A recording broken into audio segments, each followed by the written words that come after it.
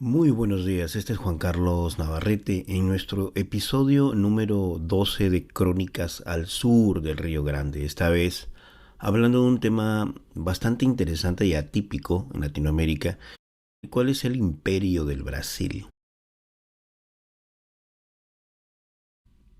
Ese estado del siglo XIX, conocido como el Imperio del Brasil, pues representa una muy grande anomalía en la historia postcolonial de las Américas.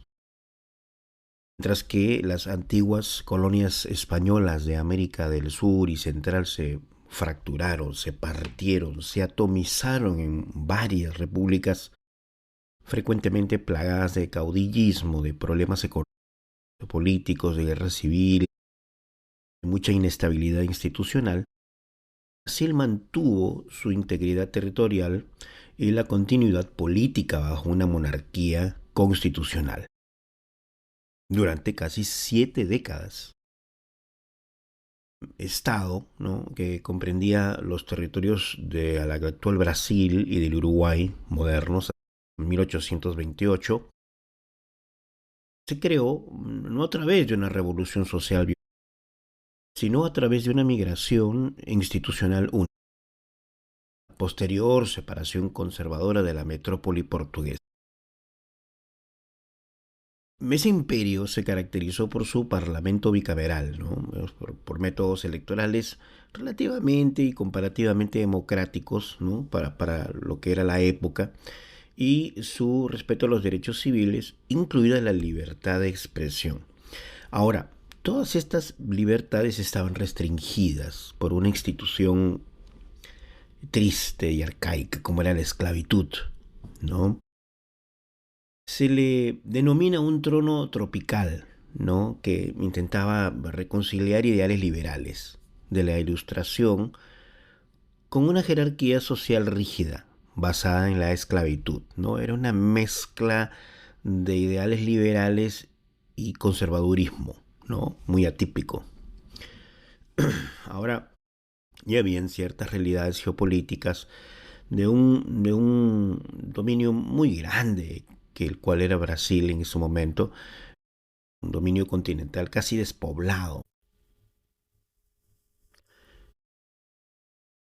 Entonces, para entender esta expansión del imperio portugués hacia el oeste, debemos también hablar del Tratado de Tordesillas.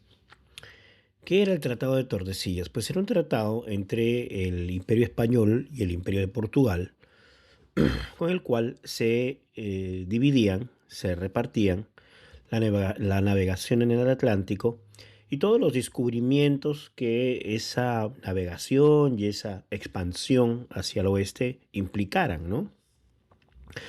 Lo firmaron el 7 de junio de 1494 los representantes de España, Isabel y Fernando, reyes de Castilla y de Aragón, y el rey Juan II de Portugal, por la otra, ¿no? Entonces, ese tratado estableció, como dije anteriormente, una distribución, un reparto de zonas de navegación, ¿no? Y determinaba que a partir de las islas de Cabo Verde, que eran una colonia portuguesa, a partir de las islas de Cabo Verde, 370 leguas hacia el oeste, todo ello sería de la zona, digamos, de navegación portuguesa y de descubrimiento portuguesa.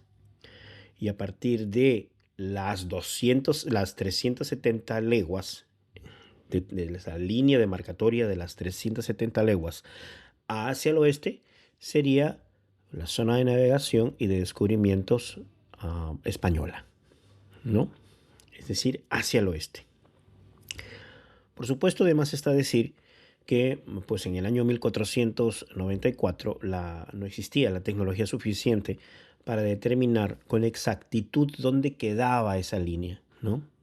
Y siempre se violaba, digamos, de alguna manera, el trazado de esta línea que pasaba por el territorio de lo que ahora es Brasil, hacia más al oeste de las 370 leguas, al oeste de las islas de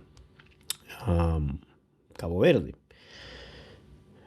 Porque obviamente los bandeirantes, que eran los exploradores, los misioneros, iban más allá de esa línea, ¿no? Violando el tratado, ¿no? Pero obviamente la demarcación no era exacta. Entonces, el Brasil siguió siendo una, digamos, colonia periférica, ¿no? Periférica al imperio del Portugal, pero que los trastornos geopolíticos, como esos trastornos geopolíticos que estábamos hablando, iban a alterar, digamos, el estatus del territorio del Brasil, en un territorio del Brasil, era una colonia, ¿no? Ese punto de inflexión crítico se produjo en el año 1807. ¿Qué ocurre? Las fuerzas de Napoleón Bonaparte invaden Portugal, ¿no? Es decir, habían invadido previamente España. Recordemos en nuestras anteriores episodios, sobre todo el de la influencia de Gran Bretaña en la independencia de las naciones latinoamericanas, que pues eh, la invasión de Napoleón ocasionó que las colonias, al perder las monarquías a las cuales Napoleón había invadido, en este caso España, digamos, las colonias españolas en América tuvieran un renacer de esos deseos de independencia, porque obviamente, básicamente, em, las colonias lo hacían todo ya solas, ¿no? Inclusive digamos, el virreinato del Río de la Plata expulsaron a los ingleses, ¿no? Que sin ayuda, sin ayuda de la monarquía española desde España. Entonces esa invasión de Napoleón al cancelar, al perseguir las monarquías, tanto de Portugal como de España, hizo que en las colonias hubiera un movimiento por la independencia, por más autonomía, por más libertades, etcétera. Ahora, algo único sucede en el territorio de Brasil. Es único porque sucede esto, ¿no? En una decisión sin precedentes, la familia real portuguesa, la Casa de Braganza, como se lo conoce oficialmente, decidió transferir toda la corte y el aparato gubernamental a Brasil bajo protección británica. Entonces, acá vemos nuevamente la influencia británica que había sido aliada de Portugal desde hacía muchos, muchos años, pero vemos todo este movimiento enorme en cuanto a logística sin precedentes, ¿no? Es decir, una retirada estratégica que, digamos, involucró a aproximadamente 10.000 personas, entre ellas la reina María I, estaba el príncipe regente Juan, que era el futuro Juan VI, y, digamos, los altos funcionarios administrativos y militares del imperio, quien se trasladan, como veían que las fuerzas napoleónicas estaban cerca, unos días antes de que las fuerzas napoleónicas entraran a Lisboa, pues toda la nobleza y las oficiales y de la administración pública de la monarquía, del imperio, se trasladaron al Brasil. Entonces parten de Lisboa el 29 de noviembre de 1807, apenas unos días antes de que las fuerzas francesas entraran en la ciudad. La corte llegó a Salvador Bahía, ¿no? En enero de 1808, antes de establecerse en Río de Janeiro, porque Río de Janeiro iba a ser considerada la capital. Las reformas juanistas y la modernización de Río de Janeiro vendrían después. ¿Ok? A ver, entonces, hemos visto todo este movimiento de enorme importancia logística, que era básicamente el trasplantar desde el imperio de Portugal, desde territorio portugués, toda la administración y toda la nobleza hacia otro territorio que era la colonia del Brasil. Entonces, esa llegada de la soberana de María I, ¿no? Con el príncipe regente, Juan, digamos, a Río de Janeiro, transformó la capital colonial, ¿no? En el centro de un imperio marítimo global, ¿no? A su llegada, el príncipe regente, Juan, firmó un decreto que abría los puertos de Brasil a las naciones amigas. Es decir, esto tenía nombre y apellido, se llamaba Gran Bretaña, ¿no? Esto puso fin de una manera más efectiva, digamos, a el monopolio comercial portugués, ¿no? De 300 años, ¿no? Es decir, monopolio que en la parte española, digamos, en las colonias españolas seguía vigente, ¿no? España tenía un monopolio de comercio con sus colonias. Las colonias no podían comprarle a nadie más, salvo a España. Bueno, en este caso, el mismo, digamos, príncipe regente, Juan, determina que habría una apertura de puertos para naciones amigas, ¿no? Es decir, establece una nueva realidad económica dominada por el comercio con la Gran Bretaña. Esta liberalización, ¿no? La liberalización del comercio, digamos, fue seguida por el permiso de libertad para industrias, ¿no? Con lo cual permite que a partir de 1808 revoca por provisiones a la manufactura, ¿no? Es decir, señala una intención de diversificar la economía brasileña más allá de la extracción agraria, ¿no? Veamos aquí las diferencias con las colonias españolas, ¿no? Las colonias españolas se caracterizaron por una enorme economía de extracción, ¿no? Extracción minera, agrícola, etcétera. Y en el Brasil seguía teniendo lo mismo hasta la llegada de toda la administración del Imperio Portugués con María, María I, que era la emperatriz, y Juan, el príncipe regente, cómo comienzan a cambiar la legislación económica del territorio, ¿no? Y determinan, pues, de que se tenía que fomentar la industria, ¿no? A partir de ahí hay un cambio muy grande con el resto de las naciones latinoamericanas. Entonces, em, para satisfacer esas necesidades de la corte residente, ¿no? Juan VI, ¿qué hace? Establece un conjunto de instituciones modernas, ¿no? Un conjunto de instituciones modernas que proporcionaron la infraestructura para que en el futuro existiera un Estado independiente y libre brasileño, ¿no? Estas incluían, por ejemplo, la Real Casa de Moneda, la Imprenta Real, el Banco de Brasil, que todavía existe, la Biblioteca Real, ¿no? Junto con academias profesionales de medicina, de derecho y de ciencias militares, ¿no?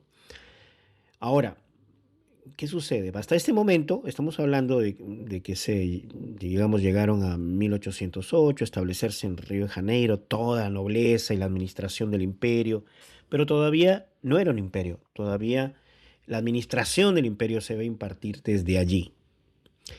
Pero todavía ese nombre no cambiaba, ¿no? Es decir, seguía siendo una colonia, ¿no? Eso cambiaría, ¿no? Porque se eleva al territorio de lo que ahora es Brasil, a la colonia de Brasil, a una categoría, la categoría de reino dentro del Reino Unido de Portugal, Brasil y Algarve en 1815, ¿no? Entonces, ¿qué hace con ello? Que reconoce la paridad con la metrópoli, ¿ok? Somos iguales a partir de este momento, ¿no? El estatus se consolida aún más cuando, tras la muerte de la reina María I en 1816, Juan asciende al trono como Juan VI. ¿Ok? Entonces, estamos viendo esas, digamos, cambios de estatus de ese territorio de lo que ahora es Brasil, ¿no? Inicialmente fue una colonia, pues hubo, a partir de las invasiones napoleónicas, todo ese movimiento logístico de mudanza desde el territorio portugués hacia el Brasil, de toda la administración imperial portuguesa y la monarquía y nobleza, se transforma a partir del año 1815 como, digamos, el Reino Unido de Portugal, Brasil y Algarve, dándole paridad con el Imperio del Portugal.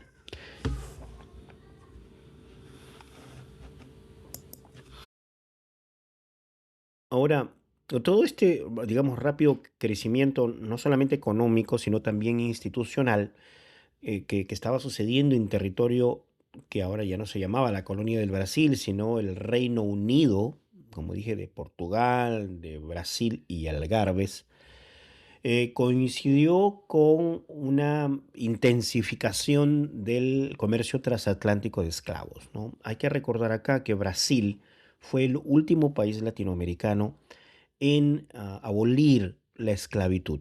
Ahora, lo hizo de manera, digamos, gradual, ¿no?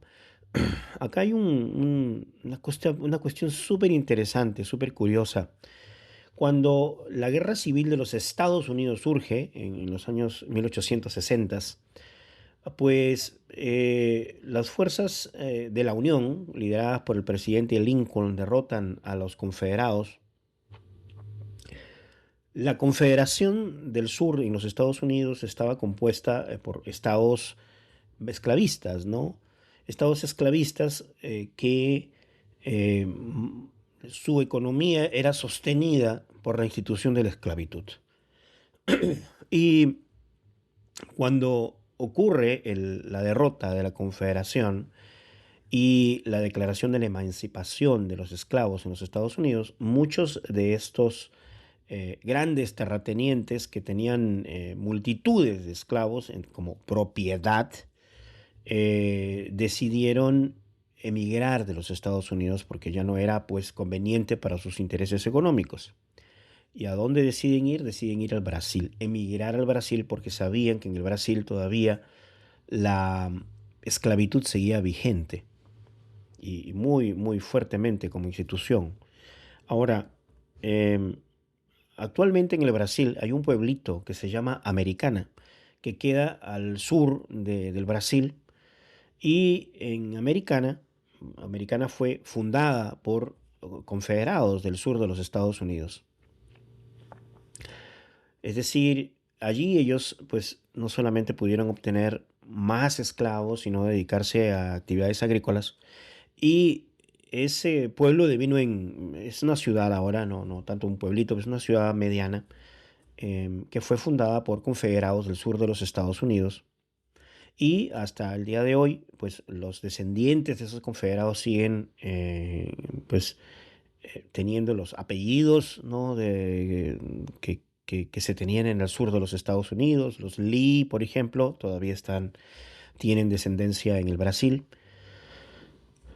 Am, También se hacen festivales para homenajear a los confederados, homenajear la cultura confederada, ¿no? Y hasta hace una década existía un tipo de inglés específicamente hablado en esa parte del Brasil, ¿no? Que era un inglés con mucha influencia sureña de los Estados Unidos, ¿no? Entonces, em, eso es lo que la abolición de la esclavitud de manera tardía ocasionó en el Brasil también, ¿no? Esa inmigración por parte de los confederados desde el sur de los Estados Unidos al territorio del Brasil, donde todavía se respetaba de alguna manera la institución de la esclavitud.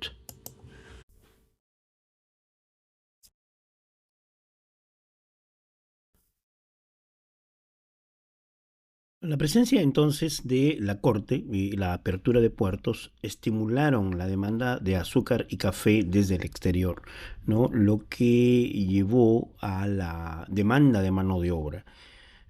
Eso llevó al desembarco de aproximadamente 328.000 africanos esclavizados durante la residencia de la corte en el Brasil y la década posterior a su partida, ¿no? A la partida de la corte. Esto reforzó, digamos, la naturaleza conservadora de la élite local, ¿no? Que financió a la corona a cambio del mantenimiento del orden social y la protección de su propiedad en seres humanos. Ahora, eh, digamos, la ruptura de 1822, el que viene a ser la independencia, el primer reinado de Pedro I, digamos, ese camino hacia la independencia brasileña se precipitó, digamos, se adelantó ¿con qué? Con el regreso de Juan VI a Portugal en el año 1821. Tras la Revolución Liberal de Oporto. ¿Qué fue la Revolución Liberal en Oporto que ocasionó que el rey Juan VI se fuera hacia el Portugal? La, La revolución liberal de Oporto, que comenzó en 1820, digamos, fue un movimiento liberal, ¿no? Que puso fin a la monarquía absoluta portuguesa, ¿no? Hubo una convocación de cortes constituyentes, muy parecido a lo que había ocurrido en España. Hubo una constitución portuguesa nueva en 1822, muy similar a la constitución de Cádiz, que era muy liberal, ¿no? Entonces, al ocurrir esto, debido también a que hubo muchos comerciantes de la ciudad de Oporto que se sentían um, afectados por todas las concesiones que Juan VI había otorgado de manera muy abierta a la Gran Bretaña con la apertura de los puertos en el Brasil. Eso ocasionaba un perjuicio económico y comercial muy grande a estos comerciantes portugueses. Otra de las pocas satisfacciones que tenían las clases sociales portuguesas, digamos, con poder económico, era de que la Gran Bretaña tenía una influencia muy grande en el ejército portugués, ¿no? Los oficiales de más alta, digamos, graduación eran ingleses que básicamente manejaban el ejército o portugués como más se les antojaba. Eso ocasionaba mucha envidia y mucho rencor en oficiales portugueses. Entonces, todas estas consecuencias económicas, todas estas consecuencias sociales, iban creando una animadversión por la monarquía, ¿no? Consideraban la sociedad portuguesa en ese momento, sobre todo la parte de la sociedad portuguesa con poder económico, que el fin de la monarquía estaba cerca, que era una institución obsoleta, una institución que no tenía razón de ser ya en la actualidad en el Portugal. Es en ese, digamos, contexto de cosas que se iba a producir la independencia del Brasil, la independencia del reino del Brasil. Ese camino hacia la independencia del Brasil se precipitó entonces con el regreso de Juan VI a Portugal, ¿no? Y el Parlamento portugués se movió para revocar la autonomía de Brasil y restaurar su estatus colonial, ¿no? Entonces, ¿qué hacen? Le ordenan al príncipe regente Pedro, que se había quedado, el hijo de Juan VI, que se había quedado en Río de Janeiro, a regresar de Río a Lisboa. Entonces, ante la amenaza de perder el control sobre los asuntos locales, ¿no? Porque por supuesto el nuevo rey, el reino del Brasil, iba a ser degradado en categoría, podríamos decirlo así, la élite brasileña, liderada por figuras como José Bonifacio de Andrada de Silva, convenció a Pedro de quedarse. Es decir, le hablaron un poquito, le dijeron cómo iban a hacer las cosas en el futuro, cuál iba a ser tal vez su futuro de él en Portugal. Y el 9 de enero de 1822, en un acto conocido como el Día de la Estancia, Pedro declaró que se quedaría, ¿no? Se quedaría en Brasil, en el Reino del Brasil, y el 7 de septiembre de 1822 proclamó la independencia de Brasil a orillas del río Ipiranga con el grito de independencia o muerte, ¿no? Pedro fue aclamado como el emperador Pedro I, ¿no? El 12 de octubre de 1822, ¿qué fecha aquella? Ya que el 12 de octubre pues, se celebra el descubrimiento de América, marcando el nacimiento del Imperio de Brasil como una monarquía constitucional. Digamos que a diferencia de las repúblicas hispanoamericanas, que surgieron, digamos, luego la disolución del Imperio Español en las Américas, digamos, la transición de Brasil fue bastante pacífica, relativamente pacífica, mantuvo la autoridad central de la corona, no hubo esas guerras de independencia contra la metrópoli como las hubo en Junín, en Ayacucho, en en Venezuela, en Colombia. Eso evitó, digamos, el colapso de las jerarquías sociales, ¿no? Esa transición al Brasil independiente, una independencia proclamada por su propio rey, en este caso ya Pedro I, pues es única en el contexto de las naciones latinoamericanas. ¿Qué pasa entonces? A partir del año 1824, que son los primeros años del reinado, digamos, de Pedro I, ¿no? Pedro I quería tener un amplio poder ejecutivo, ¿no? Quería tener las riendas todavía, ¿no? Y, digamos, había una presión del Parlamento por un papel constitucional, digamos, más restrictivo, ¿no? Um, digamos, Pedro I, disuelve la Asamblea Constituyente que se había encargado de redactar la primera constitución del país, ya que Pedro I encontró propuestas demasiado liberales, ¿no? Eran, aún siendo bastante moderno, digamos, el padre, Juan VI, recordar la apertura de los puertos, la ley de industrias, etcétera. El hijo era un poquito, parece, más conservador y determina de que la constitución que había determinado la Asamblea Constituyente, etcétera, era demasiado liberal. Entonces él en su lugar promulgó otra constitución, que es la constitución de 1824, que tuvo bastante digamos, permanencia en el tiempo, porque permaneció en vigor hasta la caída de la monarquía en 1889. Ahora, a manera atípica, una diferencia muy grande con los países hispanoamericanos. Esta constitución, la de 1824 de Pedro I, determinaba 4 poderes del Estado, no los típicos 3, ¿no? El poder ejecutivo, el legislativo y judicial, sino 4. ¿Cuáles eran estos? Bueno, el ejecutivo, el legislativo y el judicial, más, y acá viene lo único en esta constitución, un poder que se iba a denominar el poder moderador único, ¿no? Que era encarnado por él, ¿no? Él era la clave de toda la organización política y le permitía al monarca nombrar senadores, disolver las cámaras de diputados, destituir ministros, concedía amnistías, básicamente centralizaba el control, ¿no? El control político del nuevo imperio. Este primer reinado, que es de 1822 a 1831, el reinado de Pedro I, digamos, estuvo marcado por la inestabilidad interna, ¿no? Una estabilidad interna donde hubo muchas sublevaciones, muchas crisis políticas internas, hubo también reveses internacionales, no solo internos, sino internacionales, ¿no?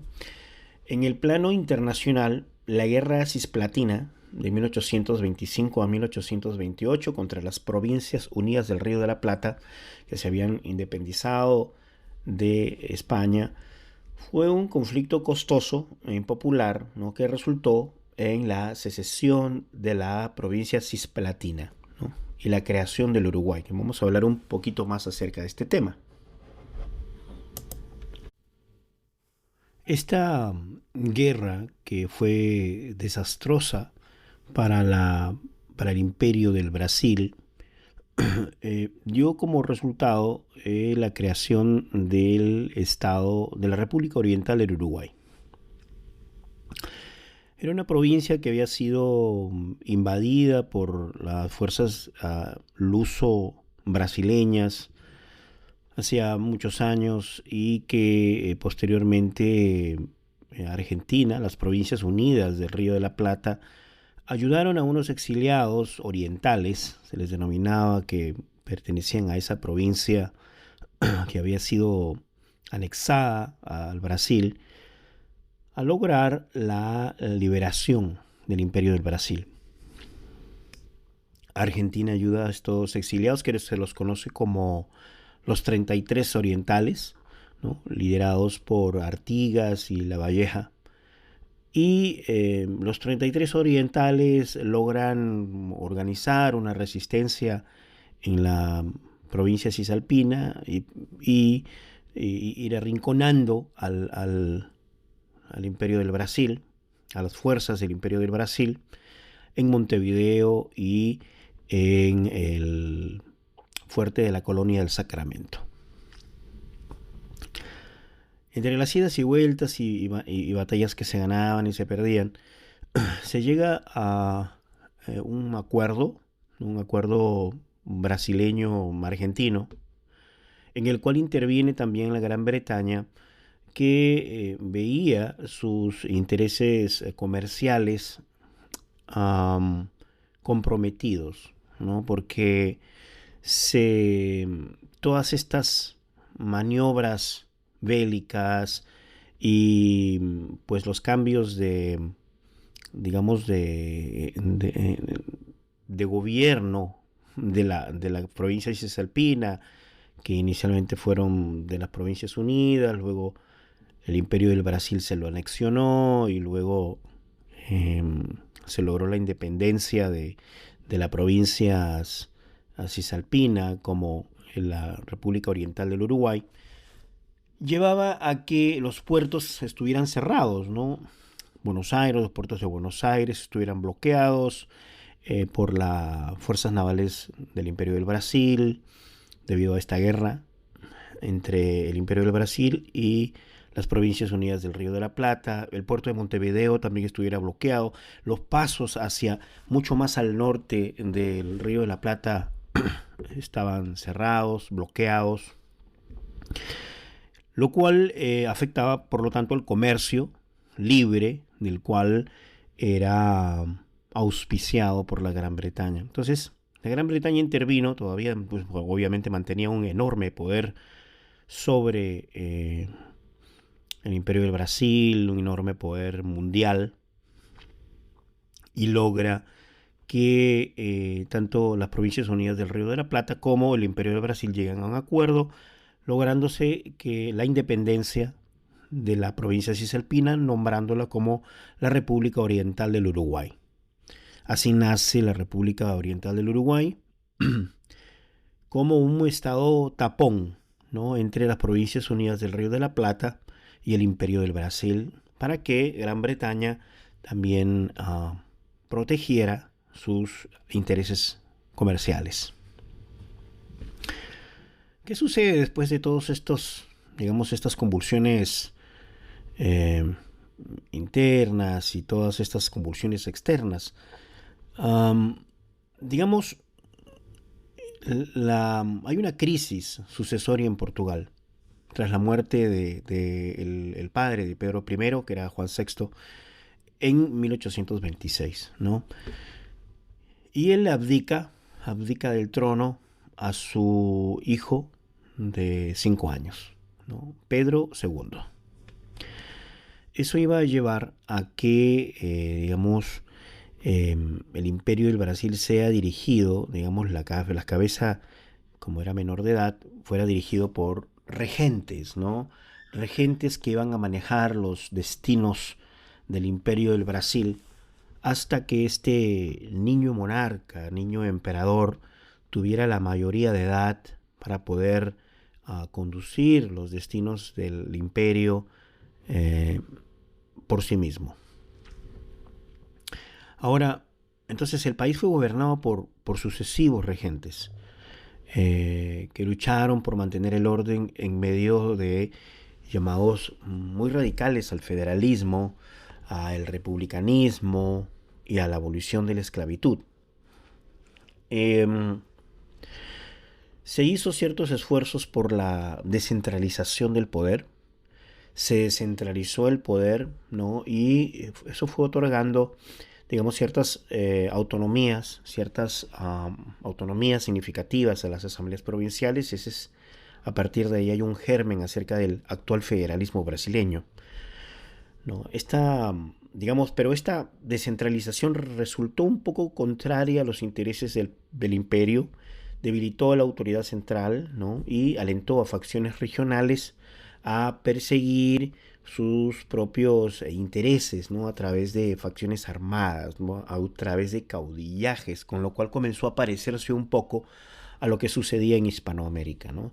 Hubo una serie de levantamientos en diferentes provincias eh, brasileñas, y, y estas pues abarcaban muchos movimientos separatistas, ¿no? Liderados por élites, ¿no? Levantamientos populares de grupos marginados, etcétera. Esta época de las regencias fue una época bastante convulsa en el Brasil, ¿no?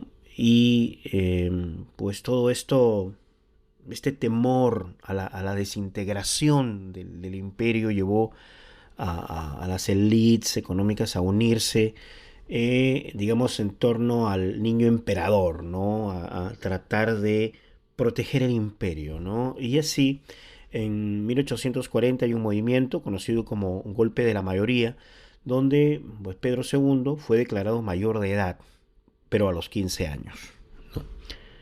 Y así comenzó un periodo de gobierno, digamos, de reinado, que duraría 49 años.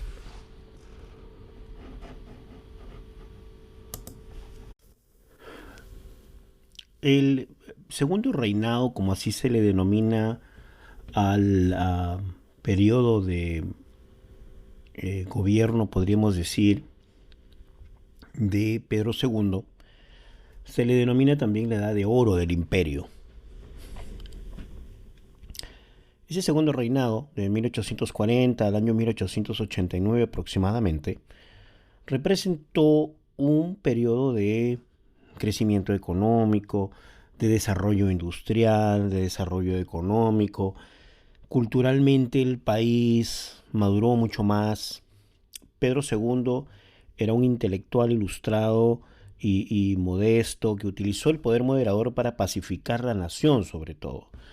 Habíamos visto de que cuando él tenía 5 años y pues tuvo que recibir el reinado de su padre, Pedro I, el país comenzó a tener una serie de revueltas internas. Bueno, posteriormente cuando él ya era un hombre adulto, el Pedro II pues inició un periodo de unificación del poder del país, ¿no? Ayudado por el duque de Caxias, quien reprimió militarmente revueltas alrededor del imperio en la década de 1840, ¿no?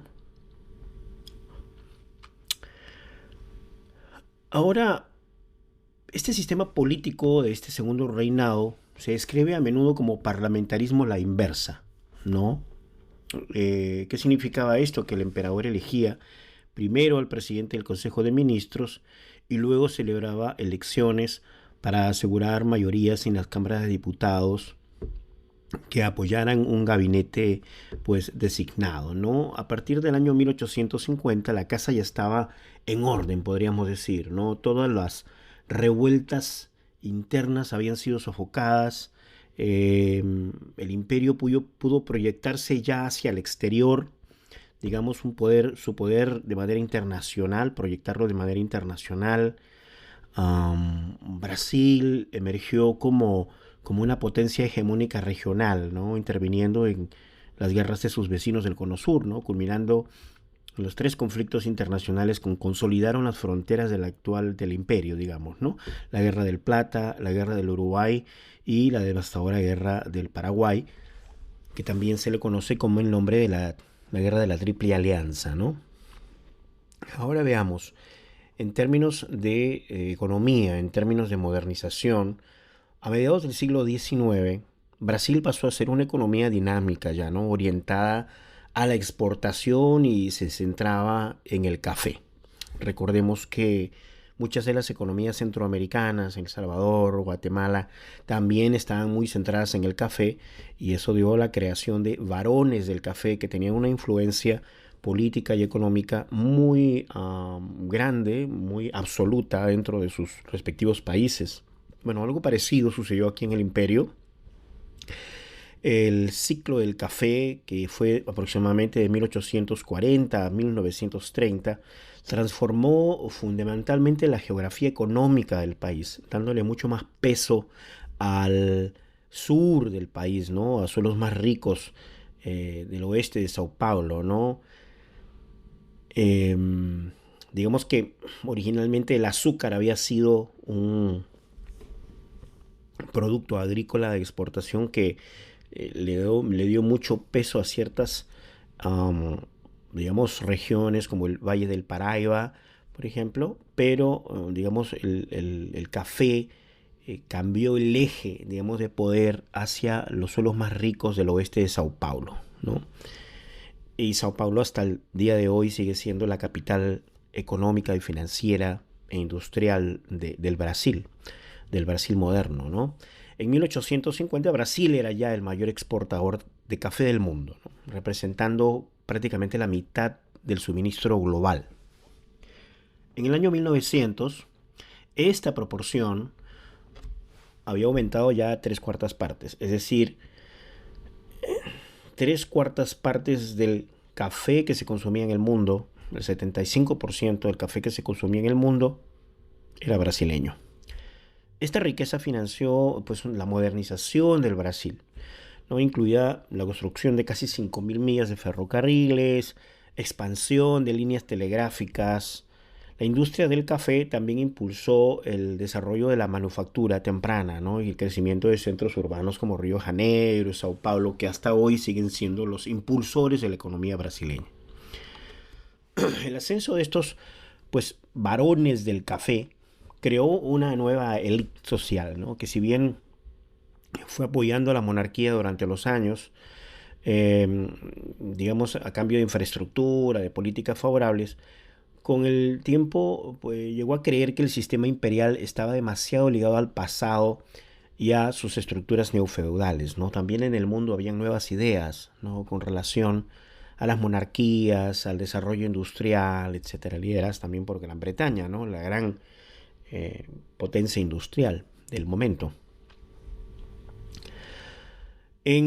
Digamos, entre 1864 y 1870 hay un suceso que fue afectando, iba a afectar mucho al imperio. Es más, yo creo que iba a ser una de las razones, si no la razón más importante, de su caída, ¿no? Fue un momento bisagra en la historia. Han visto ustedes esos momentos bisagra en la historia, ¿no? Donde hay cosas que sucedieron antes de un hecho y luego cosas que sucedieron después de ese hecho que fueron completamente, cambiaron los destinos de muchas personas y los destinos de muchas naciones también. Bueno, yo creo que el momento bisagra del imperio fue la Guerra del Paraguay, ¿no?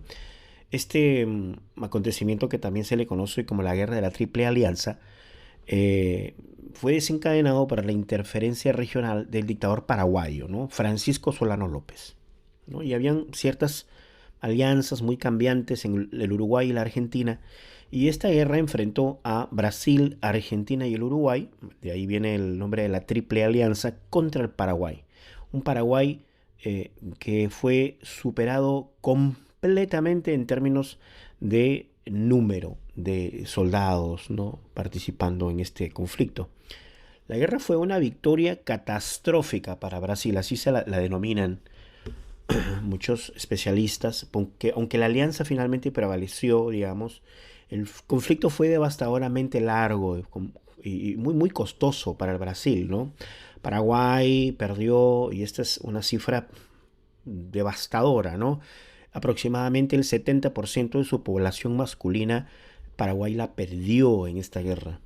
Quedó un país devastado, mientras que Brasil se encontró fuertemente endeudado con los bancos británicos, con su presupuesto anual, digamos, estirado hasta 11 veces para financiar la ocupación, ¿no? Porque Brasil, el imperio del Brasil se quedó ocupando territorios de lo que era el Paraguay.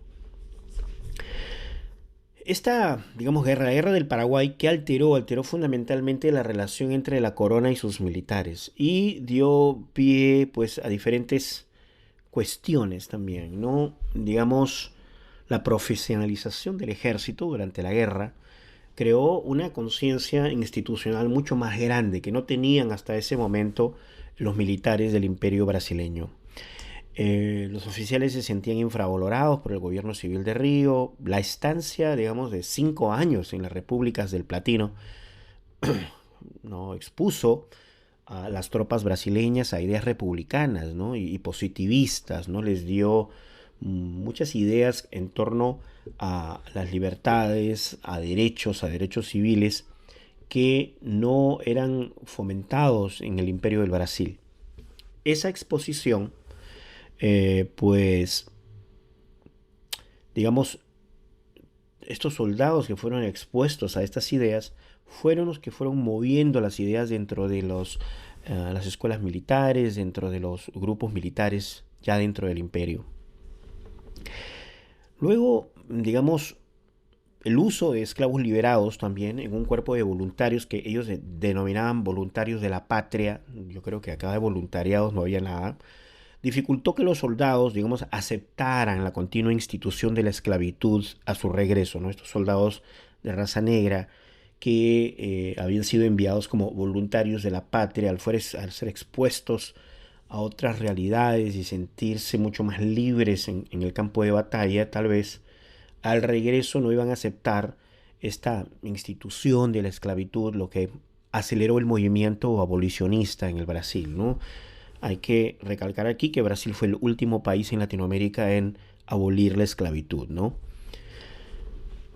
Eh, es a partir de 1870, donde pues con las diferentes circunstancias, digamos, fueron provocando la caída de una en cámara lenta, digámoslo así, del imperio, ¿no? Es decir, ese colapso del imperio que sucedió en 1889, esa caída del imperio en 1889, pues no fue un resultado de un solo evento, no es que un solo evento, que antes estaba todo bien y ese solo evento trajo abajo a la monarquía, no, fueron un efecto acumulativo, digamos, de pérdida de los tres soportes esenciales que tenía la monarquía, que eran la iglesia, el ejército y la aristocracia terrateniente, que eran los que mantenían a la monarquía en pie, ¿no? Y aquí hay tres problemas importantes, ¿no? Dos cuestiones, una cuestión que se le denominaba la cuestión religiosa, luego la cuestión militar, y luego está el tema de la abolición de la trata de esclavos, de la abolición de la esclavitud. En la década de 1870 se produjo la cuestión religiosa, como le denominan en Brasil, fue una crisis entre la Iglesia Católica y el Estado, ¿no? Iniciada por un obispo. Ese obispo se llamaba Dom Vital, al cual, digamos, no le gustaba mucho la masonería, y el emperador era masón. Sucede que detienen y ponen en prisión a dos obispos por desobedecer las órdenes imperiales, y allí hubo pues el comienzo de una desavenencia entre la iglesia y la monarquía y el imperio, y eso ocasiona ciertas molestias entre el clero, el cual veía que la monarquía se estaba volviendo demasiado autócrata, ¿no? Muy apóstata, muy autócrata. Simultáneamente, casi a la vez, surgió la cuestión militar. ¿Cuál fue la cuestión militar? La cuestión militar, digamos, tenía mucho que ver con la libertad de expresión y los castigos disciplinarios que tenían los militares, ¿no? Como habíamos dicho que los militares en la guerra del Paraguay, los militares del Imperio del Brasil, habían sido expuestos a otras ideas, a ideas mucho más liberales, a ideas de derechos civiles, ideas positivistas. A partir de allí, digamos, todas esas ideas fueron expandiéndose en las escuelas militares, en las academias militares, y, digamos, convencieron esas ideas a los oficiales de que la república era mucho mejor que la monarquía, ¿no? La república era esencial para el orden y el progreso, ¿no? De la nación, ¿no? Recuerden, la bandera de la República del Brasil, no de la monarquía, sino de la República, eh, pues tiene este lema, ¿no? Orden y progreso, ¿no? Entonces, ya para terminar, podemos ver que, para ir terminando, podemos ver que el golpe casi final a esta monarquía lo dio la abolición de la esclavitud, ¿no? Hubo tres leyes, ¿no? Diferentes con relación a esta institución de la esclavitud, en el cual, digamos, hay una ley que se denomina la Ley Queiroz de 1850, donde pone fin a la trata de esclavos. Y luego en 1871 está la Ley del Vientre Libre, ¿no? Por cual los hijos de los esclavos, digamos, en el Brasil nacían libres. Y hay, bueno, una tercera ley, la ley del sexagenario, en 1885. Todo esclavo al llegar a los 60 años recobraba su libertad también. Eso, otro golpe más a la esclavitud. Para terminar, el 13 de mayo de 1888, la princesa Isabel firmó la ley áurea, la ley de oro, que abolió la esclavitud inmediatamente, ¿no? Y sin compensación a los propietarios. Y ahí comienza ese cambio en la mentalidad de los terratenientes y de la élite agraria esclavista en cuanto se sintieron golpeados en su poder económico por esta ley, ¿no? Al final, en venganza, podríamos decirlo así, digamos, trasladaron su apoyo al movimiento republicano como un acto de represalia, ¿no? Es decir, ya el imperio aquí era un ente, un ente que estaba muriendo, ¿no? Este fin de la monarquía llegó en una fecha determinada, ¿no? Llegó en la forma de un golpe militar. Fue el 15 de noviembre de 1889, donde el mariscal Deodoro da Fonseca pone fin a esta aventura que comenzó como una huida, ¿no? Una huida desesperada ante el avance de las huestes napoleónicas. Esa, esa huida que se fue transformando entre ser parte del imperio portugués y luego volverse imperio por sí mismo, llegó a su fin, ¿no? ¿Por quién? Por el mariscal Deodoro da Fonseca. Las tropas de Deodoro da Fonseca, pues tomaron el control del gobierno en Río de Janeiro. Pedro II, que no tenía un heredero varón, y ya su salud también estaba un poco deteriorada, simplemente ofreció poca resistencia y aceptó su exilio dorado en Europa, ¿no? Es decir, así se estableció la primera república brasileña, ¿no? Iniciando un periodo de cambio social, económico, político, que aceleró la modernización, pero también marcó un comienzo de una influencia militar y oligárquica, ¿no? Hay que decir también que como elementos positivos del imperio es que no solamente se comenzó con la industrialización del Brasil y con la constitución de instituciones bastante fuertes, el Banco del Brasil, es cierto parlamentarismo imperfecto, pero cierto parlamentarismo a fin ya